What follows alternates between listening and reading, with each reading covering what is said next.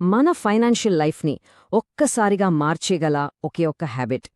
అయినా సరే చాలామంది దాన్నెందుకో అస్సలు పట్టించుకోరు. ఏంటది? హా, దాని గురించి ఈరోజు మాట్లాడుకుందాం. అవును కదా. లైఫ్లో అనుకోకుండా ఒక ఎమర్జెన్సీ వచ్చినప్పుడే అప్పుడే మనకి డబ్బు అవసరం గుర్తొస్తుంది. సడన్గా ఏదైనా జరిగితే ఆ క్షణంలో అనిపిస్తుంది, అయ్యో కొంచెం డబ్బు పక్కనుంటే ఎంత బాగుండేది అని. కానీ ఆ క్షణం వచ్చే వరకు ఆ ఎమర్జెన్సీ ఫండ్ అనే ఆలోచనను మనం ఎందుకు అంతలా పక్కన పెట్టేస్తాం? ఒక చిన్న ఉదాహరణ తీసుకుందాం. మన ఫోన్ మన చేతిలోంచి జారి పగిలిపోయిందనుకోండి. వెంటనే దాన్ని రిపేర్ చేయించడానికి కొన్ని వేల రూపాయలు కావాలి. అంతే. ఆ ఒక్క ఖర్చుతో మన నెల బడ్జెట్ మొత్తం తలకిందులైపోతుంది. లేదా ఇంకాస్త పెద్ద సమస్య గురించి ఆలోచిస్తే ఊహించని ఒక మెడికల్ బిల్. దేవుడా! ఇలాంటి ఖర్చులు వస్తే ఆర్థికంగా మనని చాలా వెనక్కి లాగేస్తాయి. అప్పుడు మళ్ళీ అదే ఫీలింగ్, అయ్యో ముందే కొంచెం దాచుకుని ఉంటే ఎంత బాగుండేది అనిపిస్తుంది. సరే, ఇప్పుడు అసలు విషయానికొద్దాం. ఎమర్జెన్సీ ఫండ్ అనేది చాలా ముఖ్యం. ఈ విషయం మనందరికీ తెలుసు. అయినా కూడా ప్రాక్టికల్గా చూస్తే దాదాపు ఎవరూ దాన్ని క్రియేట్ చేయరు. ఎందుకు? దీని వెనకాల ఒక చిన్న సైకలాజికల్ కాన్ఫ్లిక్ట్ ఉందన్నమాట. కారణం చాలా అంటే చాలా సింపుల్.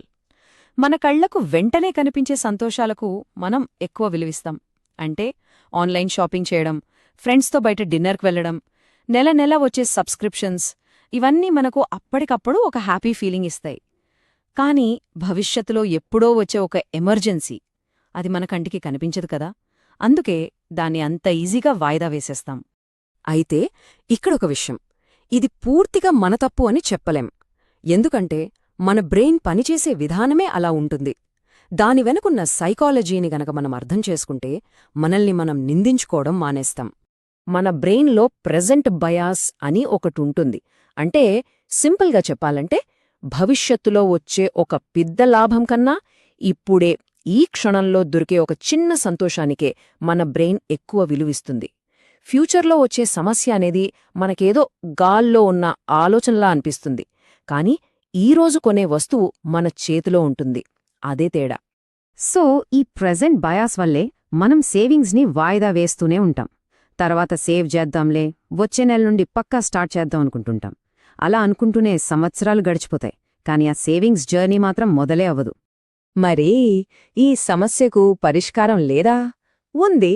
మనం సేవింగ్స్ గురించి ఆలోచించే విధానాన్ని, మనం మైండ్ సెట్ని మార్చుకోవాలి అంతే.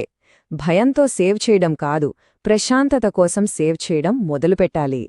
అవును, దీన్ని ఎమర్జెన్సీ ఫండ్ అని ఒక భయంతో చూడటం కంటే పీస్ ఫండ్ అని పిలుద్దాం.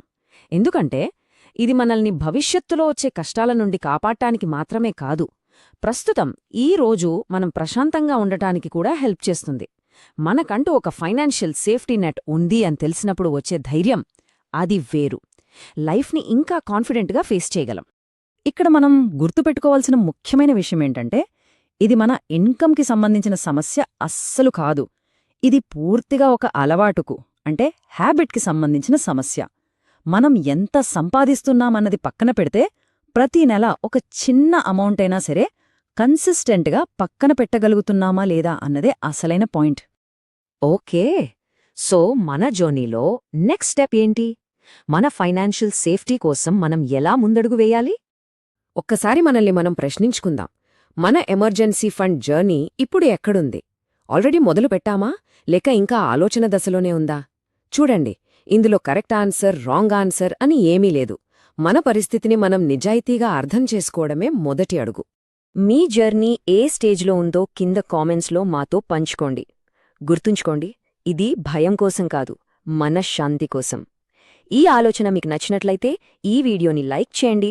ఇలాంటి మరిన్ని స్మార్ట్ మనీ హ్యాబిట్స్ గురించి తెలుసుకోవాలంటే తప్పకుండా సబ్స్క్రైబ్ చేసుకోండి.